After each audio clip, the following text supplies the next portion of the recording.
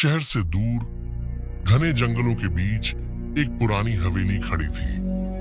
हवेली इतनी जर्जर हो चुकी थी कि उसकी दीवारों पर दरारें सांपों की तरह रेंगती दिखाई देती थी। गांव के लोग उस हवेली के पास जाने से डरते थे। लोग कहते थे, जो भी सूर्यास्त के बाद हवेली में गया वह कभी पहले जैसा लौटकर नहीं आया।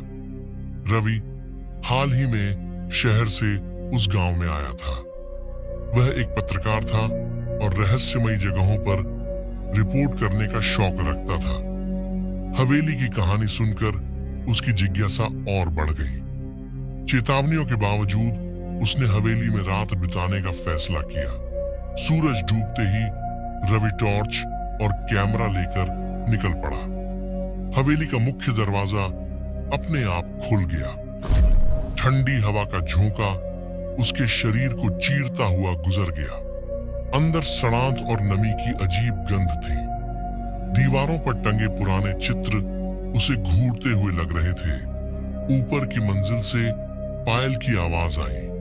डर के बावजूद रवि सीढ़ियां चढ़ने लगा।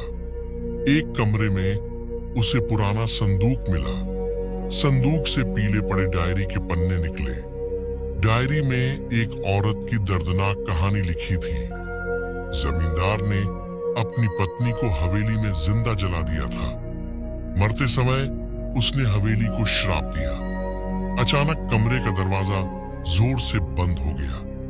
रोशनी बुझ गई और औरत के रोने की आवाज गूंजने लगी। सफेद साड़ी में एक जलती हुई आत्मा खड़ी थी।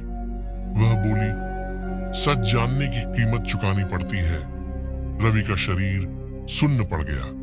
हवेली की दीवारें हिलने लगीं और चीखें गूंज उठी। रवि भगवान का नाम लेकर जोर से चिल्लाया। सुबह गांव वालों ने रवि को हवेली के बाहर पाया। उसकी आंखों में अजीब सी खामोशी थी। वह बस कहता रहता था, वह अभी भी वही है।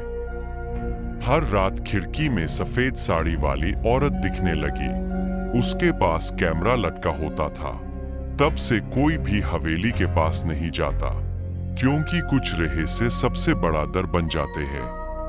आपको ये कहानी अच्छी लगी हो तो सब्सक्राइब कर देना।